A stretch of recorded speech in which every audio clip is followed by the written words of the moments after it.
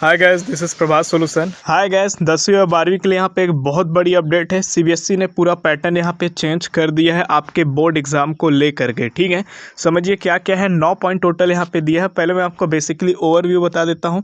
देखिए अभी होता क्या, आज के डेट पे मतलब 2021 तक के जो बोर्ड एग्जाम है, इसमें अगर पेपर होता तो ये था कि आपका साल में केवल एक मेन पेपर होता है बोर्ड का पेपर, जो कि आपका मार्च यानी फरवरी से मार्च के बीच या अप्रैल के बीच में आपका ये हो ही जाता है। ठीक है, लेकिन अब इस एक पेपर को, ये जो आपका होता था, इसको दो भाग में बांट दिया गया है। ठीक है, इसमें पहला वाले भाग को बोला है टर्म 1 और दूसरा वाले भाग को बोला है टर्म 2। ठीक है, अब इन्हीं सबको समझना है कि यहाँ पे थोड़ा सा आपका जो मार्क्स बनना है, थोड़ा आपका जो ये बोर्ड का पेपर जो होना है, ये सब चीज़ों को यहाँ पे थोड़ा सा चेंज किया है, क्योंकि कोविड के कारण यहाँ पे क्या हर चीज़ें ऑनलाइन आ गई है। अब इसी को मद्देनज़र आगे भी इन सब चीज़ों से फेस करना पड़ सकता है, तो यहाँ पे उन सब चीज़ों का जरूरी सुधार यहाँ पे किया गया है। देखिए यहाँ पे मैं डायरेक्ट उस पॉइंट पर लेकर चलता हूँ। पहला जो आपका टर्म होता है, पहला पेपर, ठीक है, जो आपका होगा पेपर, अब आपका क्वार्टरली ना होकर के डायरेक्ट आपका टर्म 1 और टर्म 2 टाइप का होगा पेपर। ठीक है, ये आपका नवंबर दिसंबर 2021 के बीच में होगा। दूसरा जो आपका टर्म 2 पेपर होगा आपका मार्च अप्रैल 2022 में होगा, मतलब अगले साल।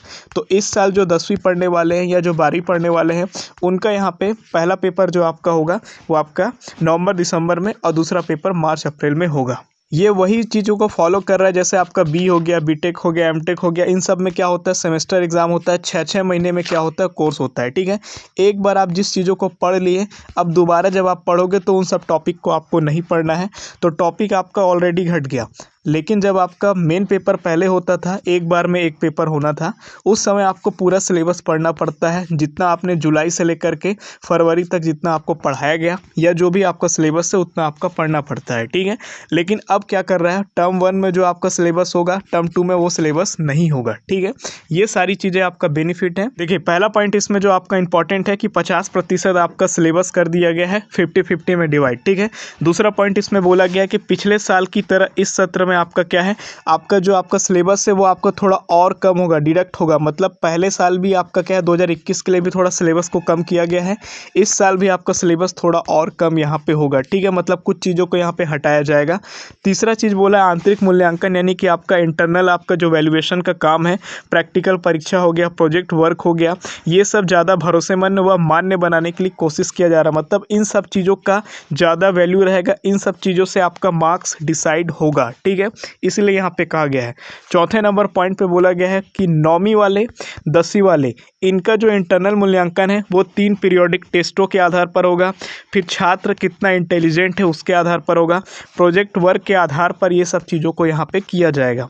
5वां नंबर पे यहाँ पे क्या है, 11वीं 12वीं का कैसा होगा इंटरनल मूल्यांकन, तो यहाँ पे बोला गया पहले आपका टॉपिक या यूनिट टेस्ट में आपने क्या स्कोर किया है, फिर प्रैक्टिकल में आपका क्या रिपोर्ट है, प्रोजेक्ट में आपका कैसा रिपोर्ट है, इन सभी के आधार पे आपका क्या है 11वीं 12वीं का इंटरनल मूल्यांकन होगा, मतलब इंटरनल वैल्यूएशन का काम होगा। तो नंबर पॉइंट पे बोला गया है कि स्कूलों को सभी छात्रों की प्रोफाइल तैयार करनी होगी, जिसमें आंतरिक मूल्यांकन का सबूत डिजिटल फॉर्मेट में होगा। अभी क्या है, लिखित रूप में क्या है, ये स्कूलों से आगे जो भी पे प्रोसीड होता है वहाँ पे पहुँचाया जाता है, बट अब आपका क्या होगा, एक प्रॉपर प्रोफाइल तैयार किया जाएगा और वो आपका डिजिटलाइज रहेगा। ठीक है, वर्चुअल आपको वो मिल सकता है।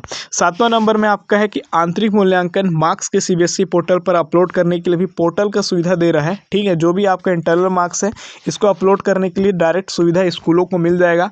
8वां नंबर यहाँ पे है, जो आपका पहला पेपर होगा टर्म 1 में, ठीक है, ये आपका नवंबर दिसंबर में होगा, इसमें 90 मिनट का एग्ज़ाम होगा। समझिएगा, 90 मिनट का पेपर होगा और ये आपका क्या होगा, वस्तुनिष्ठ प्रश्न। कहने का मतलब क्या, ऑब्जेक्टिव टाइप, मतलब एक क्वेश्चन आपको दिया है, 4 ऑप्शन आपको दे देगा, उसमें से एक सही होगा, 3 गलत होगा, उसी को आपको चूज़ करना है। इसी को बोलते हैं MCQs। ठीक है, यानी मल्टीपल चॉइस क्वेश्चन। ठीक, तो ये आपका होगा।